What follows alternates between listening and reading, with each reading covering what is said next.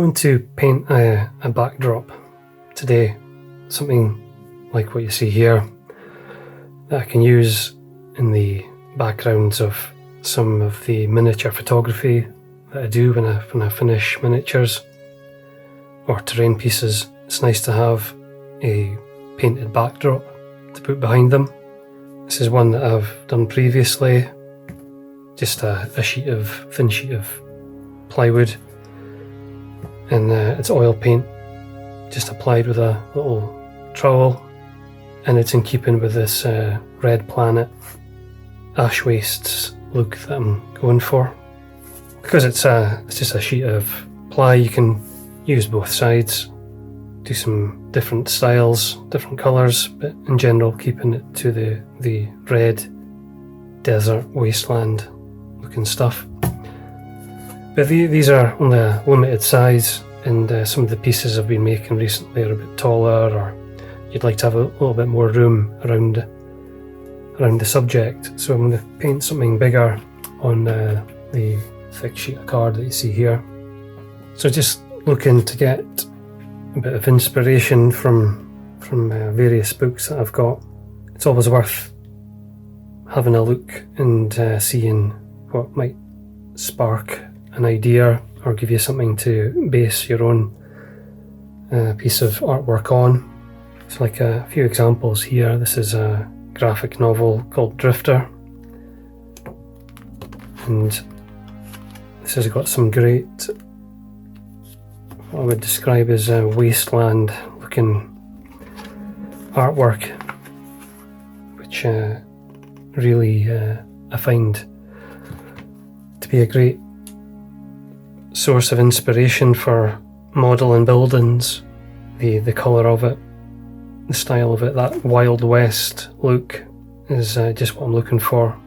You know, this huge structure here, some carcass of maybe some crashed spaceship or whatever, and this whole settlement is built up around it.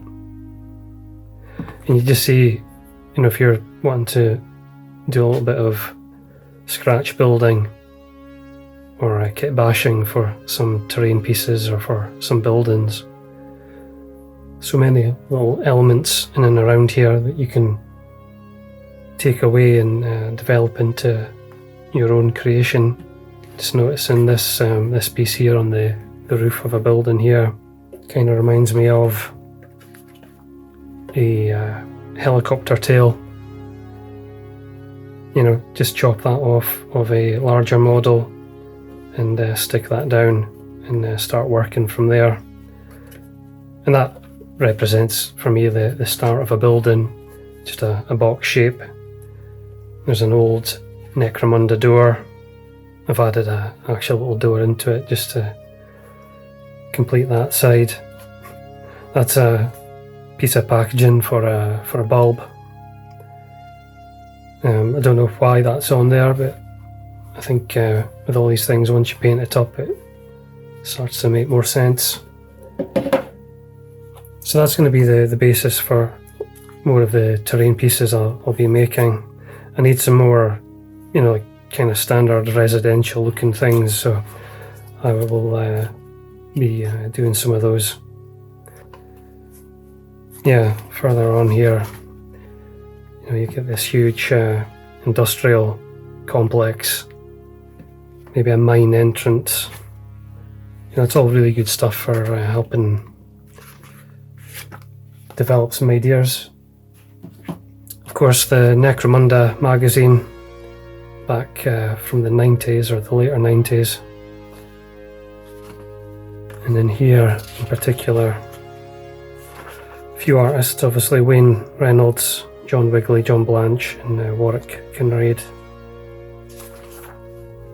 But in particular, that little panel there, something I really like, even though it's just in black and white. It's got all the elements for maybe a nice backdrop or something to base a backdrop on. You've got the big spire in the background, far in the distance. This nice diagonal movement of the clouds coming across some industrial complex in the corner. So lots, for such a small little panel, there's just so much there to take away. Great little books, these. Yeah, here's a ramshackle shanty town. Yeah, so hopefully you can see in this piece that I made, one of these crawler type vehicles. I've got the beam coming off the side of the vehicle with the hook. Just love the asymmetry of it, perhaps the impracticality of it, but I can also imagine them pulling up alongside something that they found and then lifting it, and you know, that's what I saw here. These aren't vehicles, but anyway, I'm just taking elements from these sorts of artwork. Sable, a game that you might have seen.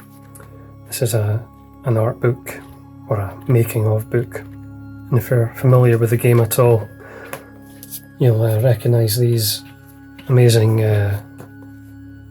landscapes that appear throughout the game. Another one of these post-apocalyptic type worlds, desert planets, the hover bikes, the airships, there's windmills, and just really nice colours throughout. Yeah, here's a development or a settlement here, the rock formations,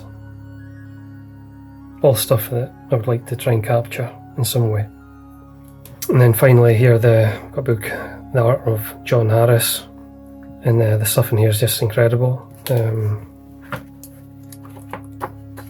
Just all sci-fi, bright colours. Yeah, this painting here, so straight away you can make out that it's a launch tower for a rocket, but it's the way it's been painted so simply, without much definition, but you can still make out as the viewer what's happening. There's the clouds, the fuzziness in the definition. This you can tell how big this is. It's far away, there's a haze across it. And this tower here, which is barely defined, it's just all almost chance brush strokes and simple lines almost scratched in. Little gantries with dishes on them or whatever, but it's really nice stuff, and just an example of how when you're doing a backdrop, you don't necessarily need everything to be pin sharp detail. You want it to move back into the space, into the distance, and this fuzziness and the simplicity of it, although executed expertly, is really great. Highly recommend taking a look. Yeah, here's a nice bit of inspiration perhaps for a terrain piece called Cleaning the Ducts, so you can see the figures, so you get a sense of the size of this huge kind of rusty thing.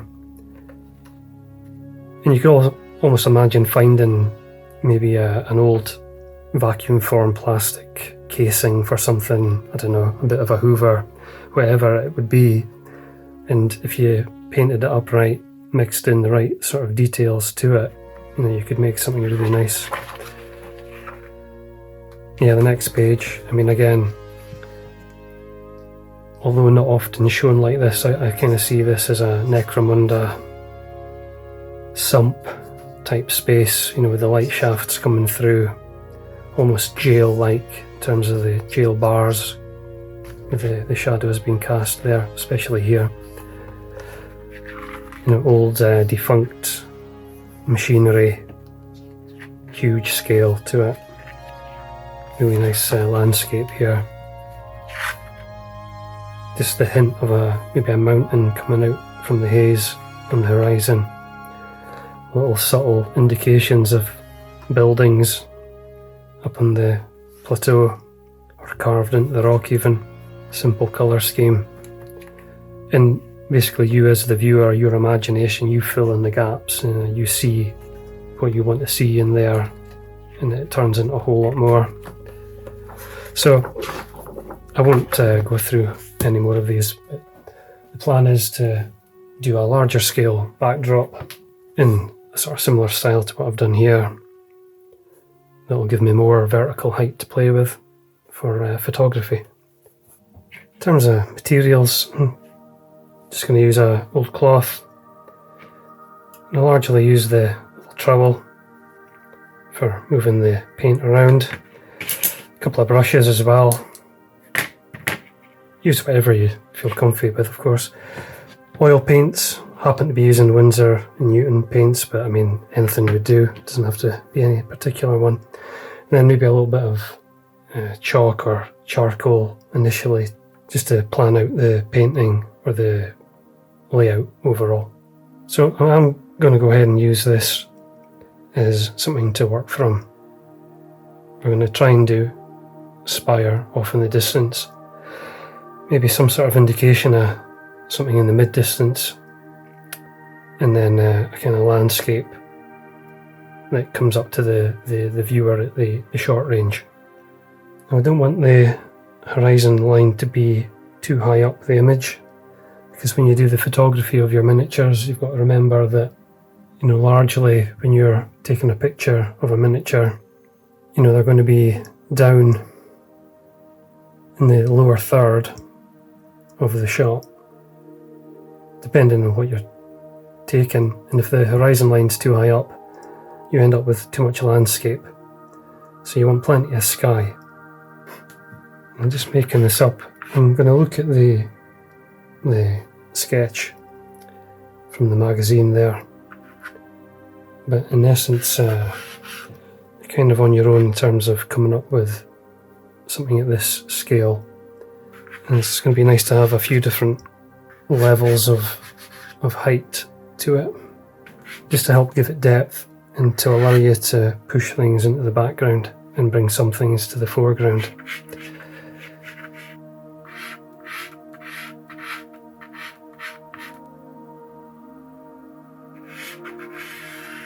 And you want to think about that perspective where you are a bit lower down. Some of this might be slightly out of frame in terms of where the camera is. At this stage you don't have to commit to anything as final. You can drop things out and come back.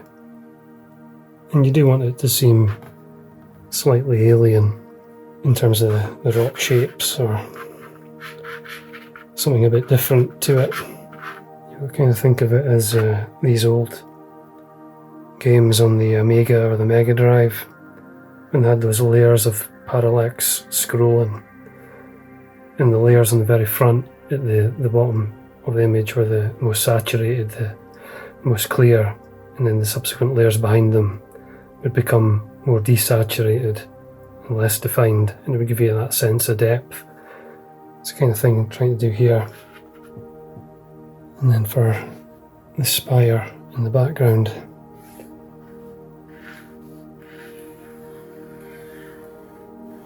set up a vertical line, and they're kind of famously cone shaped.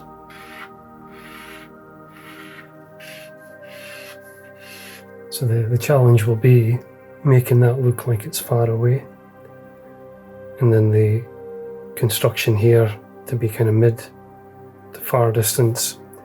That's going to be the thing to try and achieve here with the colours used.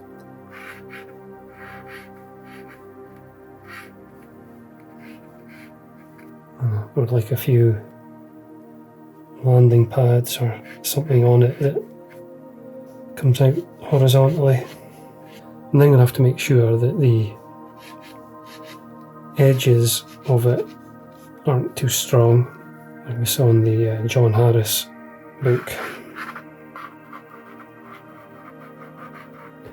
Okay, take 2 on the layout work. I wanted to show you that because after doing the initial drawing, I basically had ignored my own rule or my own comment about making sure that you have plenty of sky and that the horizon line is low enough on the image so that when you do your miniature photography you have that sense of distance. The problem with the previous layout, the actual skyline where it met the horizon was coming in around about halfway up the whole board, which would mean in many instances when you use it for a backdrop for your miniature photography that all you would have in shot is landscape and hardly any sky, if any at all. So what I'm going to have to do is move everything down in the image so I get much more sky, and that means you have plenty of sky to cut off out of the top of the photography or the videos that you do. It's so easy to get carried away when you do a layout in an image and then just stick to it and keep going, and if it's not going to work there's no point in keeping going. So it's going to realign everything, move all much further down to the bottom of the image with the aim of keeping in line with something like this. So if I line that up with the lower edge of the frame, you can see where the horizon line is there. So it's important to maintain that kind of ratio. But it's not a problem, it's just a case of coming back and starting again. And I still want to make sure that I've got layers. The previous layout would have worked well just as a painting on its own right, but not so useful for me in terms of doing as a background, as a backdrop for miniature photography. It's always better just to stop when you know you're doing something that's not going to work. It's better to stop and start again. Okay, in terms of getting the paint onto the board, what I'm doing right now is just putting down some splodges and some Naples yellow hue and some cerulean blue hue. The blue's going mainly at the upper end of the sky, and some Payne's grey. Always add more. It's best to start with the least amount of paint you need, I think, and then build up from there. And then some white. Try to create a kind of hazy sky. It's meant to be thick with that kind of pollution or whatever it is on this Necromunda scene. And then I've got the trowel now.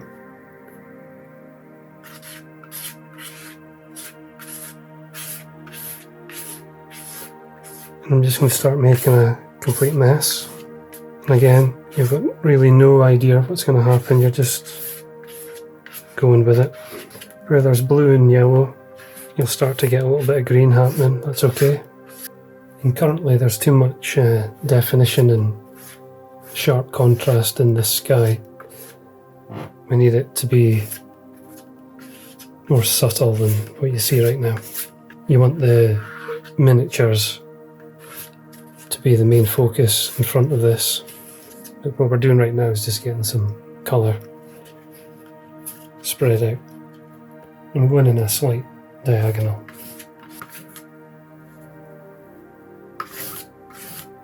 And you'll inevitably go over some of your line work. So you have to have a kind of picture in your mind of where the shapes were. To an extent anyway, you try and avoid losing the guides completely. I'm just taking the excess off onto a paper towel.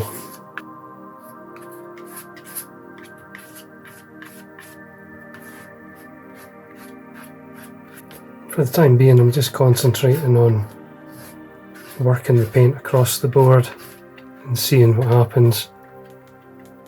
And in general, I'm going to start smoothing things away a bit more. And because of this layered paint approach, it means you can kind of scoop away and get colours coming through from the deeper paint. Okay, this time I'm just coming in with a fan brush.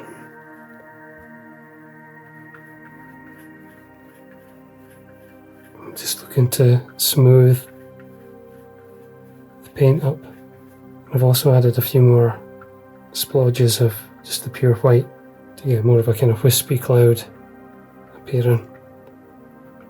And it's really just a big experiment what's happening here in seeing what happens. There's no particular plan other than to try and create an interesting sky at the moment. Okay, I think that's kind of an interesting colour. Kind of warmer yellow tones going up to kind of greeny blue colours, which I think will work. So try and tackle this spire now. A bit of the grey on there, which is too strong. Definitely too strong. But I need some grey there. I'm just going to kind of mix it in place.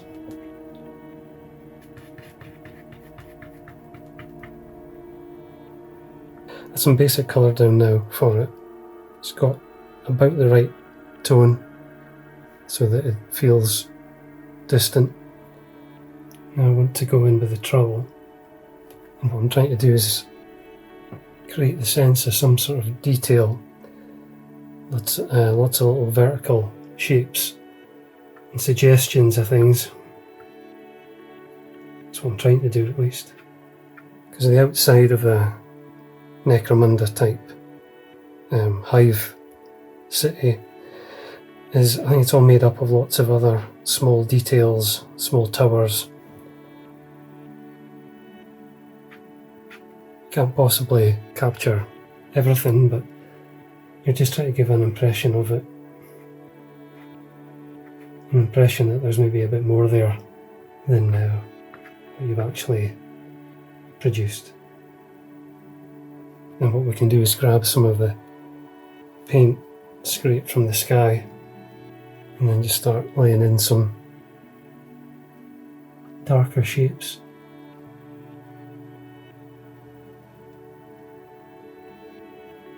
Areas where there's a bit of shadow cast, and it's just picking out some of the detail. Don't want it all to be the same.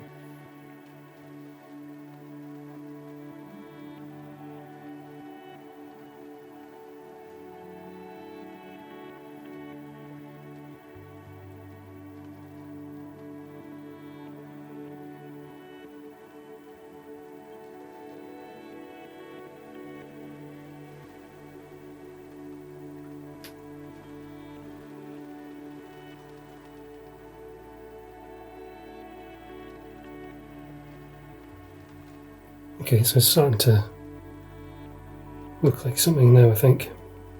Okay, just I'll tackle this structure over here. This is closer to us as the viewer. So I'm just using some of the paint from the sky earlier to block in the shadow side of this, the shaded side, should I say. So I'm not using black or any dark greys, I'm just using the same colours taken from the sky, and it brings it closer to us than the spire in the distance.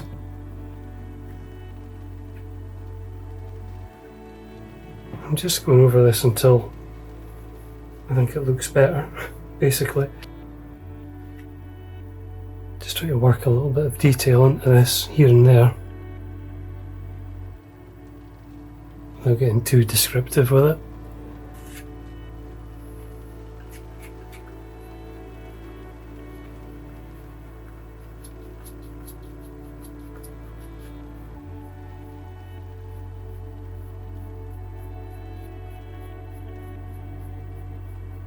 With a little bit of mineral spirits, you just start blending things away if you want. It's just I don't want this to be too strong, or to necessarily be able to tell what it is or what all the details are.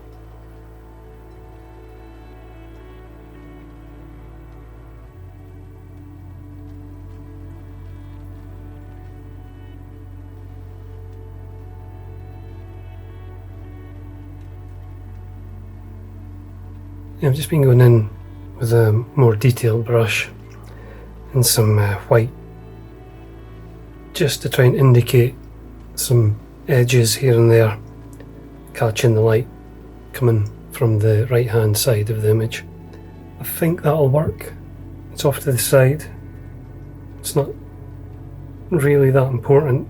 The whole thing, when it's in the background of the photography, will be slightly out of focus, which will soften it all off. But there is at least something on the right hand side there, and there's a few hints of details and a few texture changes here and there. The colours are all still in keeping with the image overall and the sky above it, and I'll leave it at that for now. Okay, I've got some raw sienna here.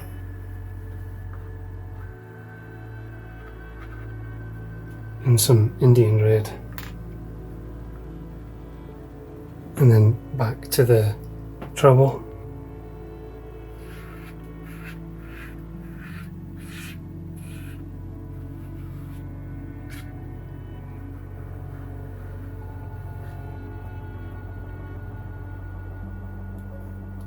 So I'm just trying to create some nice changes in tone and colour. Don't want to go too heavy too quickly, otherwise you lose the depth on the actual horizon line. And some cadmium orange as well,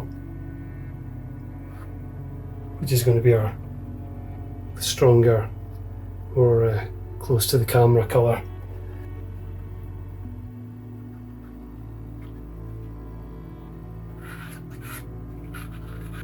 And I want to make sure that I paint right down and over the edge, because that's going to be sitting on the desk and having to match up with the mat below it for the photography. I don't want to see a white border. I want the painting to run right off. I've got some burnt sienna now. These paints are going to be much stronger, so be careful with putting down too much by accident. You're just looking to create those sort of natural looking shaded areas, and then just little accidental bits of detail that might look like something when viewed this close to the ground. Just trying to insinuate that there's a number of layers here between the building here and then the hive off in the distance.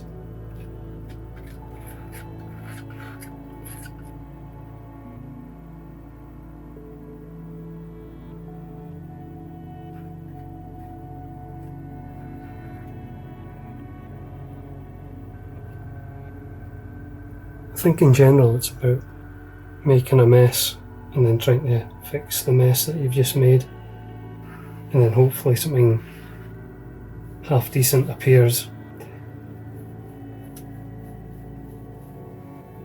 Just trying to smooth this out a little bit with the mineral spirits.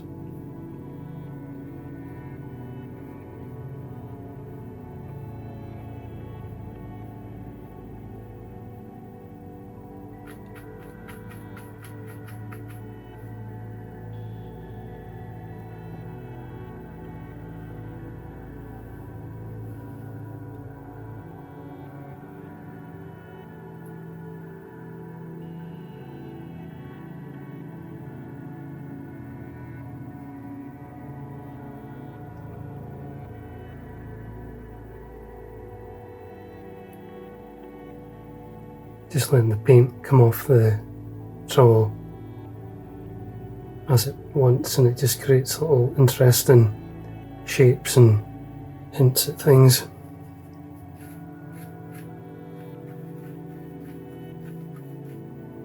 Okay, I think that'll do it for the painting overall.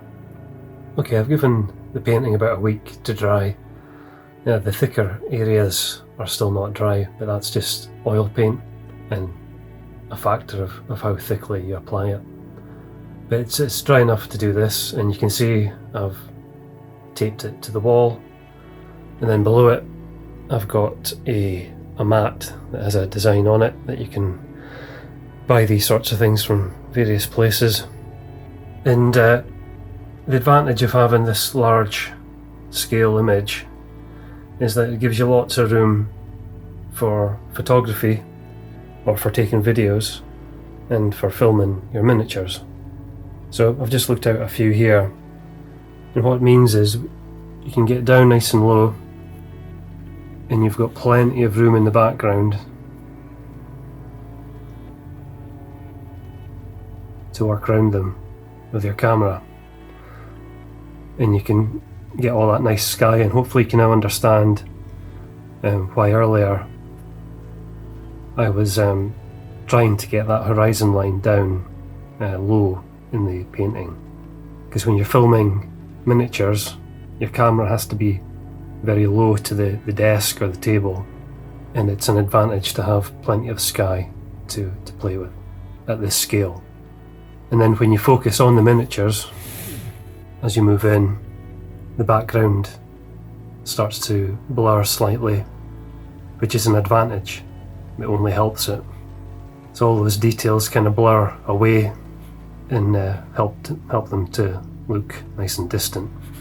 So that's my setup. And I should also check in with the original inspiration for the painting from the Necromunda magazine.